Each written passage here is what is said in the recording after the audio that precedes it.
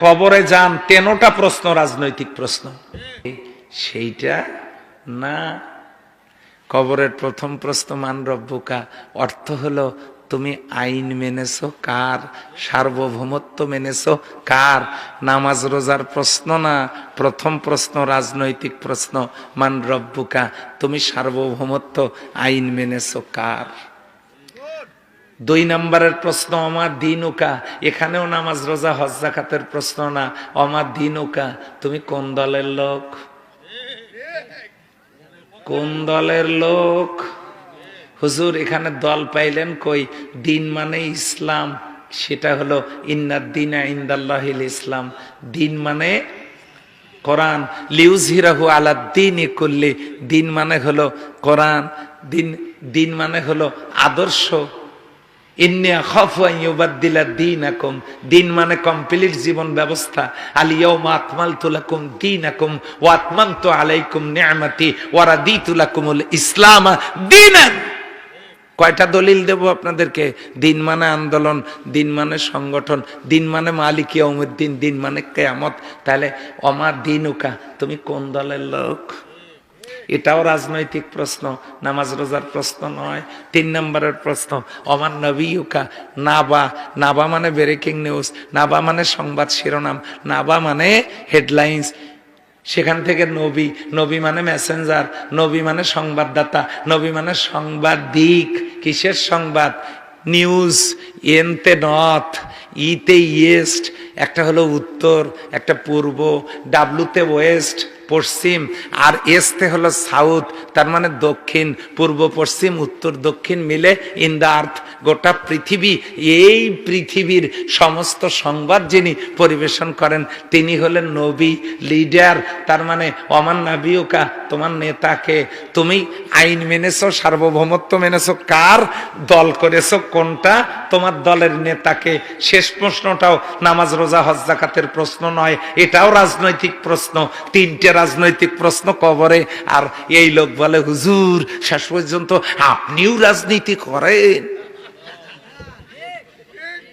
আপনিও রাজনীতি করেন। কবরে যান 13টা প্রশ্ন রাজনৈতিক প্রশ্ন।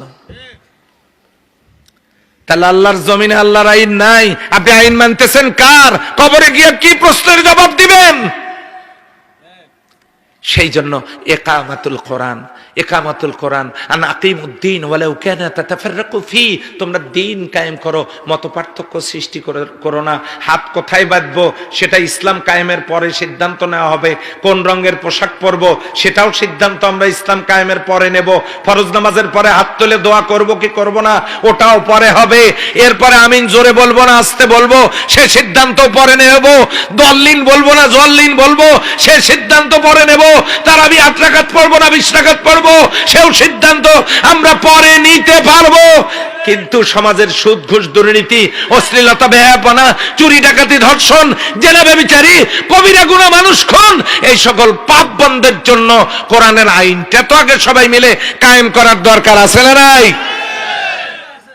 কিন্তু আমরা ব্যস্ত হলো দোয়া করব না হাত কি বুকে না নাভিতে, এগুলো নিয়ে গন্ডগোল। আচ্ছা ভাই যার হাত নাই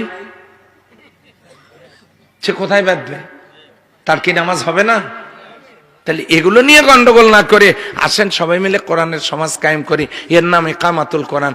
এই জন্য আওয়ামী লীগের ভাইদেরকে লাগবে, বিএনপির ভাইদেরকে লাগবে, অন্য দলের ভাইদেরকে লাগবে, জামাত ইসলামীকে লাগবে, তাবলিগ জামাতকে লাগবে, পীরের মুরিদকে লাগবে, নারী লাগবে, পুরুষ লাগবে, যুবকদেরকে লাগবে, ছাত্রছাত্রীদেরকে লাগবে।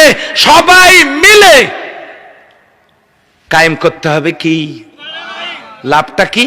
লাভটা হলো লা ফাতাহনা আলাইহিম বারাকাতিম মিনাস সামাই ওয়াল আরদ, আল্লাহ আকাশ আর জমিনের বরকতের সমস্ত দরজাগুলো আল্লাহ আমাদের জন্য খুলে দেবেন।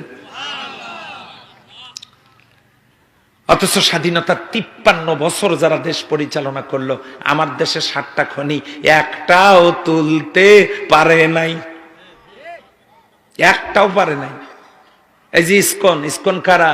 জন্ম হয়েছে আমেরিকায়, আর এই ইসকনকে লালন পালন করতেছে পাশের দেশের বন্ধু রাষ্ট্র। কারণ আমার দেশের 1000 বছরের সাম্প্রদায়িক সম্প্রীতি কোন ধর্মীয় সংখ্যালঘুদের সাথে আমাদের কোনো দ্বন্দ্ব সংঘাত নাই, আছে বলেন?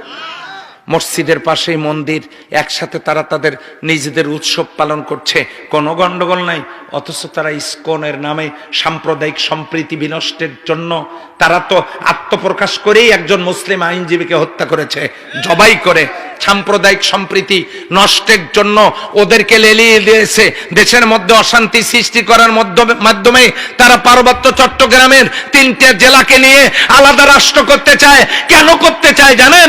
ওই পার্বত্য চট্টগ্রামের পাহাড়ের নিচেই তো বাংলাদেশের সীমানায় আল্লাহ তাআলা স্বর্ণের খনি দিয়েছেন।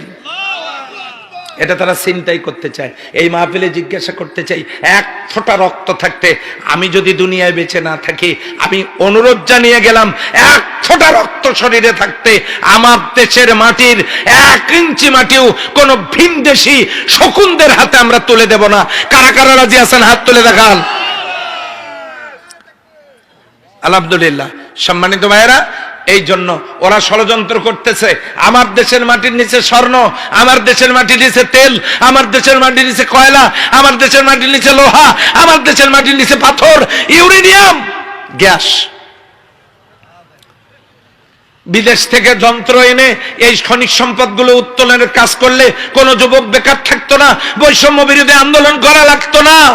কিন্তু তা না করে হাজার হাজার কোটি টাকা দিয়ে বেগম পাড়ায় বাড়ি, সুইস ব্যাংকে টাকা জমানো, দেশ থেকে কোটি কোটি হাজার হাজার কোটি মিলিয়ন বিলিয়ন ট্রিলিয়ন ডলার অর্থ পাচার করে দেশটাকে পঙ্গু বানানো হয়েছে। লক্ষ লক্ষ যুবক বেকার, ছেলেরা বৈষম্য বিরোধী আন্দোলন করছে। আমার দেশের এই ত্রাহি ত্রাহি অবস্থা কেন? সমাজ ভালো হয় না কারণ দুইটা, এক আল্লাহর কোরআনের আইন চালু নাই, 2 সৎ এবং যোগ্য নেতা নাই। যদি করতে পারি ভাই, তাহলেই এই মাহফিল সার্থক হবে, তাহলেই এই মাহফিল সফল হবে, ধন্য হবে। আমরা কি সেই কোরআনের সমাজ কায়েমের জন্য যারা কথা বলেন তাদের সাথে এই কোরআনের সমাজ কায়েমের কাজে অংশগ্রহণ করতে রাজি কি আছি? নাকি কোন দলের সিঙ্গাড়া মার্কা কর্মী হইয়া, চা বিস্কিট মার্কা কর্মী হয়ে, চা সিঙ্গাড়া জীবনে খান নাই, খাবার নাই, রোজা রাখেন, পরনে কাপড় নাই, তালিযুক্ত কাপড় পরেন, তারপরেও সিঙ্গাড়া খাইয়া নিজের মাথাটা কারো কাছে বিক্রি করে দিয়েন না। আপনি শুধু এতটুকুন বলেন, সবাইকে দেখা শেষ আল কোরআনের বাংলাদেশ। আমরা সবাইকে দেখেছি। উন্নয়নের দোহাই দিয়েন না, ক্ষমতায় তো ছিলেন, আপনারা তো পারেন নাই দুর্নীতি বন্ধ করতে, নতুন করে করবেন তার গ্যারান্টি কোথায়? সবাইকে দেখেছি, এখন শুধু কোরআনকে দেখব, পারা যাবে না। এই সিদ্ধান্ত যদি নিতে পারি তবেই দুনিয়া এবং মিলবে অবারিত করুণা এবং রহমত। আল্লাহ সুবহানাহু ওয়া তাআলা আমাদের সবাইকে কোরআনের পথে কবুল করুন। কোরআন যাতে কিয়ামতের দিন আমাদের পক্ষের দলিল হয়, এতটুকু আশাবাদ ব্যক্ত করে আমি আমার কথা শেষ করছি।